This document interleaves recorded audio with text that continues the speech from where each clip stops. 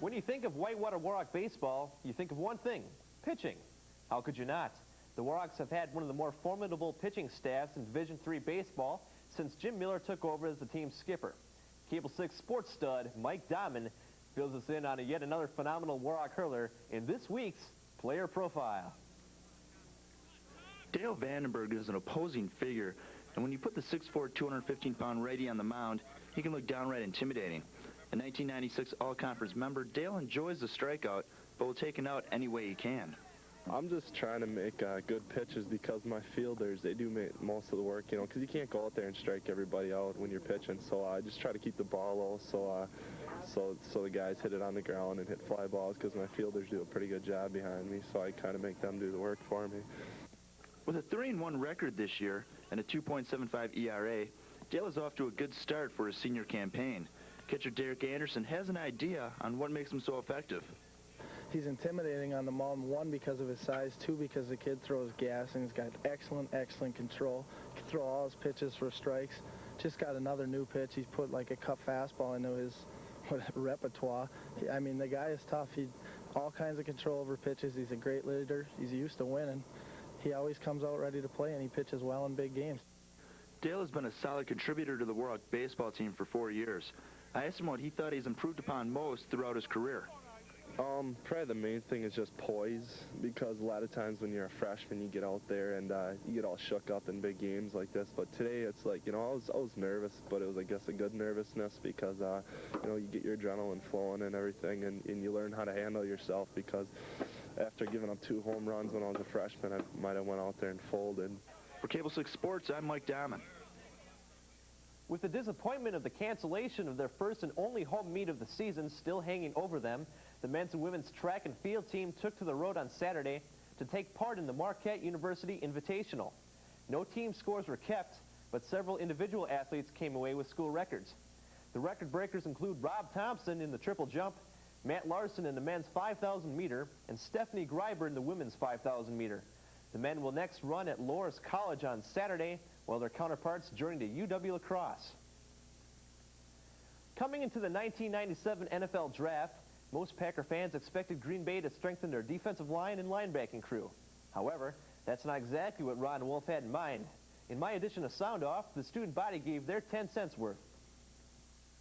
The Green Bay Packers fooled almost everyone by selecting Ross Verba, an offensive tackle from Iowa, with their first-round pick.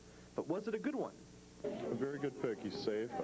I think his tools that he's got are going to really fit the Packers' offensive line pretty well. Unfortunately for Verba, the Pack's third-round choice got all the attention. Kicker Brett Conaway out of Penn State will most likely replace veteran Chris Jackie next season. And there were mixed opinions. Oh, it's good to get rid of him. He was no good. It was good to pick up that other kicker. It's like my friend and I were watching Sports Center. We noticed that Packers drafted a kicker. We're like, what in the hell do we need that for, huh? Though the Packers didn't draft high-profile players, Darren Sharper from William & Mary may step in and be an impact player immediately. As for the rest of the draft, it's a little lower than I expected, but yet they did get some good picks and stuff. But you guess you can't expect too much. They did have low area in the draft to pick from the 30th and the 60th and the 90th. So. Well, Wade, I don't know. Some people felt the draft was good. Some others didn't think so. What do you think? Well, I'll tell you what, I was a little surprised, too, with the pick of Verba, the offensive lineman. A lot of people thought the Packers, sitting at number 30, would take Darren's brother, Jamie Sharper from Virginia, who plays outside linebacker. That's their biggest need.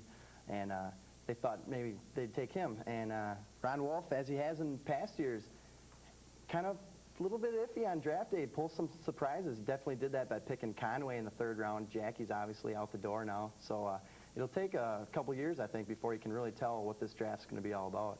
We'll find out soon enough. All righty. With almost half of the season under their belts, the Warhawk softball team is working their way towards the conference championship. Sports reporter Greg Hahn caught up with some of the players and got their views on the successful season they're having. With all but 2 starters back from last year, the 1997 Warhawk softball team is looking for a season of success. 7 of the 19 players are new to the team, but head coach Irv Madsen says that hasn't hurt them a bit. Well, we're not nearly as young as we look on paper because we had all but 2 starters back from last year. So, yeah, we expected we'd have some success. I kind of hoped that we'd have this much success. Maybe not 12-0 in Florida, but I felt we'd be pretty strong this year. Over spring break, the team went down to Florida looking for some tough competition, but came back with a surprising 12-0 record, which had a very positive effect on the players.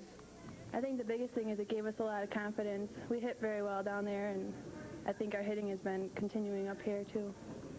After getting a feel for each player's skills and ability, the team then had to mesh and become one. We have a lot of chemistry together as our infield and outfield, and we seem to be real helpful, helping each other out in the hitting and fielding and getting each other going for the games. Yeah, I think we've already grown more this year, and I think we will continue to grow. With the overall success of the softball team, another conference championship is well within their reach. Reporting for Cable 6 Sports, I'm Katie Hahn. The Lady Hawks were also home on Tuesday playing host to Edgewood College in a non-conference doubleheader. Terry Beerbaum was on the mound in the first game, but it was the Warhawk bats that did most of the damage. In the bottom of the first inning, with the bases loaded, Patty Mattel gets heavy and hits the grand slam. She unloads them in a hurry. Warhawks up 4-0. Warhawks put 2 more batters on base in the same inning. That's when Kathy Bennis comes through with a rip to center field for a 3-run shot. Warhawks up early, 7-0. This broadcast medium, you got to love it. It's a great medium, but still don't have results in from this game either. But Whitewater was up big early and looked like they were going to cruise in the doubleheader sweep. Warhawk men's tennis team is off to their best start in years. Senior Eric Fandek sat down with me and talked about the team's 7-2 dual meet record and about his own individual success in this week's one-on-one.